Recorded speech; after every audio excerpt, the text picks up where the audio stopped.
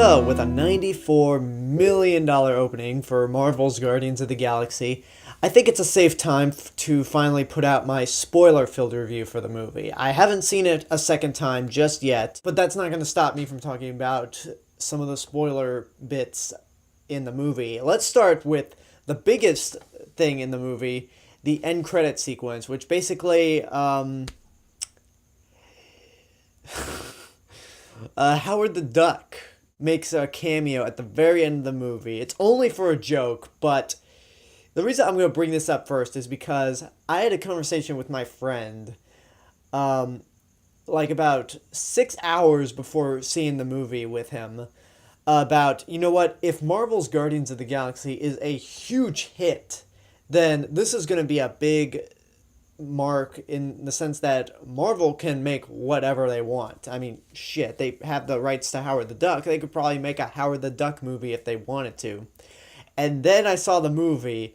As soon as the end credit scene popped up, as soon as Howard popped up, as the entire audience was laughing, I was the only guy who out loud said, "No way. No fucking way."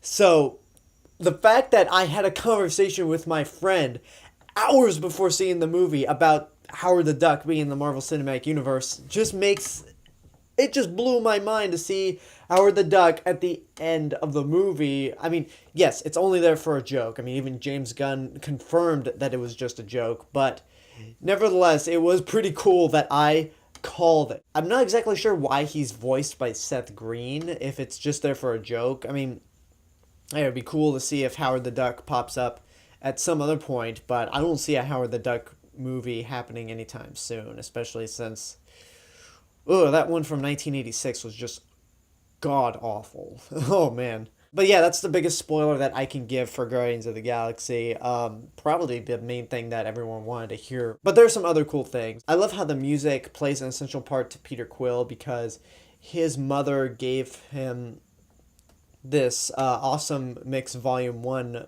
cassette that basically keeps him close to home as he's just exploring the stars and the entire galaxy and not really been back home. And I don't think he's ever tried to go back home now that has his own spaceship, but whatever. Another reason why I was kind of thrown off by the tone at first, aside from the fact that Captain America the Winter Soldier was the last Marvel Cinematic Universe movie before this and had a more serious tone, the opening of this movie, before the Marvel Studios logo, features Peter Quill's mother dying of cancer. It's a really kind of depressing scene, and then suddenly followed by the opening credits sequence where Peter Quill's in this giant temple or abandoned planet dancing to Come and Get Your Love.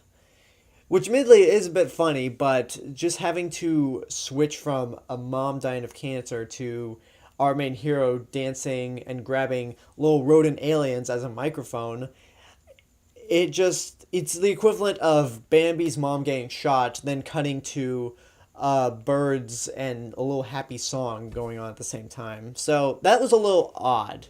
But again, if I see the movie again, I think knowing how it plays out, knowing the tone that the movie has, I'll enjoy it even more. Also, I gotta say, it was really cool to see Josh Brolin as Thanos, even if it was a cameo, even if it wasn't there for very long. I really do think Josh Brolin, for as little as he's on there, he looks like Thanos. I know it's probably CG makeup and mocap, but he looks like the Mad Titan. He's got the voice for it, and when Thanos gets his time to shine, possibly in Avengers 3, then that's when shit's gonna be real. Because Thanos is not a force to be taken lightly with. I mean, I've started reading the Infinity Gauntlet storyline. I bought this around the time the Avengers came out, thinking that the Avengers 2 was going to be in the Infinity Gauntlet, but knowing that they are at least going for the story and it's going to be Avengers 3, I still have some time to finish reading this. I'm pretty sure it's going to be Avengers 3, and I would honestly be shocked if they were not going for the Infinity Gauntlet route, but hey, we'll see whenever Avengers 3 comes out. I'm predicting it's going to be either 2018 or 2019, but hey, we'll see what happens. Avengers 3, it's a long way off. Let's focus on what's coming next, which is Age of Ultron. But hey, that's all I have to say concerning spoilers for Guardians of the Galaxy. The more I think about this movie, again, I've stick by my gut and saying it's not the best Marvel Cinematic Universe movie, but I'm really starting to like it more the more I think about it, and hopefully that will be true once I see the movie again, once I find time to see the movie again. So that's pretty much all I have to say about the spoilers for Guardians of the Galaxy, especially that Howard the Duck cameo at the end. So leave a comment, tell me what you thought of the spoilers for the movie, subscribe to my channel for more stuff in the future. Check out my other channel, AlexG462. You can find links to my Twitter, Facebook, Tumblr, and Instagram accounts on this YouTube page. Go check me out at letterboxd.com under the name Mr. Robinson, and go check out my written reviews on Geeked Out Nation. Share me with your friends and tell them about me, and remember to know it before you see it. This is the real Mr. Robinson telling you there's only one. I'll see you guys later.